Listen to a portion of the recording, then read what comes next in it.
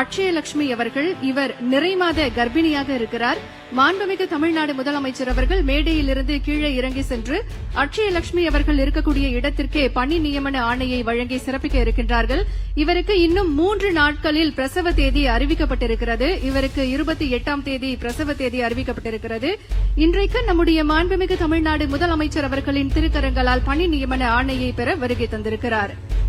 நாளை இந்த உலகிற்கு வருகை தரும் புத்தம் புது உயிரின் பாதுகாப்பிற்கும் நம் தமிழ்நாடு அரசு துணை நிற்கும் என்பதற்கு எடுத்துக்காட்டாக நம் மாண்புமிகு தமிழ்நாடு முதலமைச்சர் அவர்கள் அட்சயலட்சுமி அவர்களின் கனவுகளை நனவாக்கும் விதமாக பணி நியமன ஆணையை வழங்கி சிறப்பிக்கிறார்கள்.